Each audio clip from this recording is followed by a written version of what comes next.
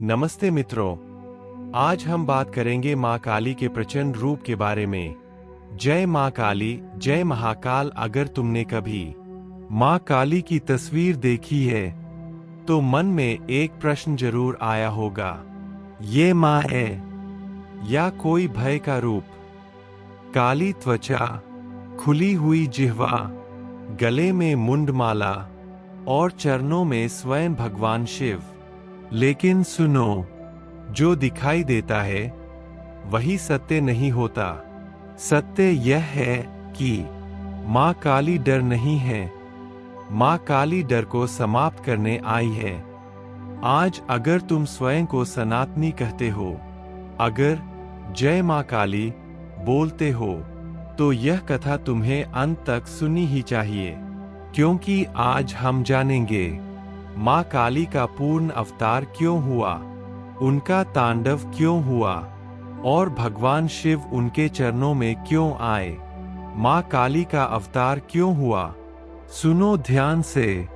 जब सृष्टि में अधर्म सीमा पार कर जाता है, जब अहंकार स्वयं को भगवान समझने लगे, जब अन्याय पूजा जाने लगे, तब कोमलता पर्याप्त नहीं होती।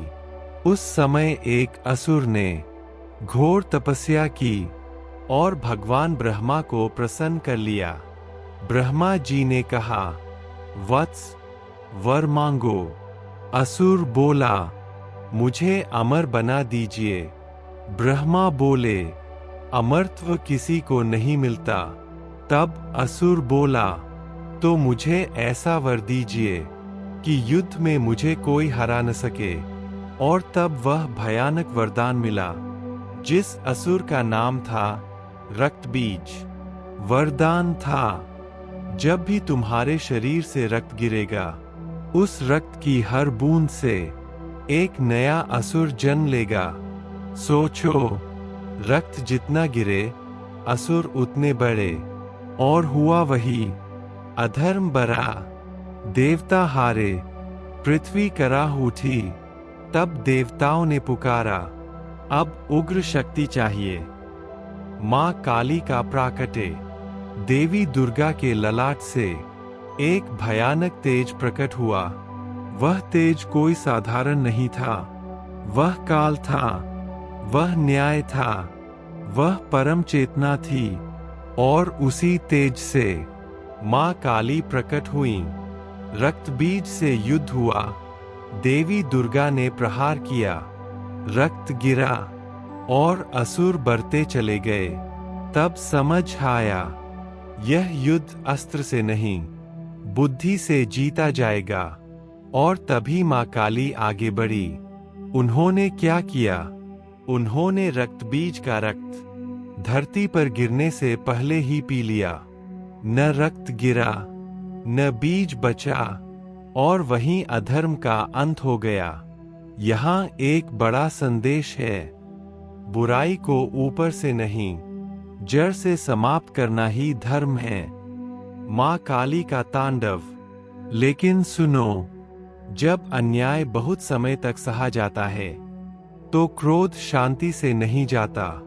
असुरों के वध के बाद भी माँ काली का तांडव जारी रहा।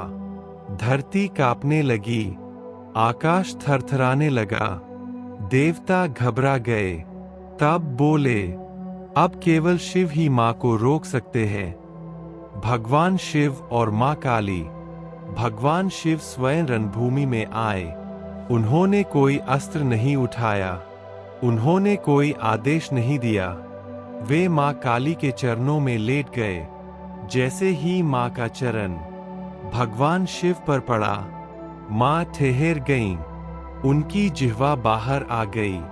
लेकिन यह लज्जा नहीं थी, यह बोध था।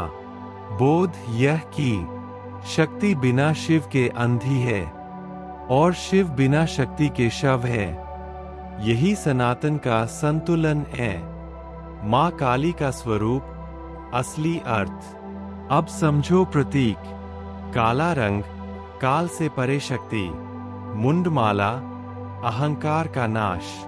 कटे हाथ, कर्मों का फल।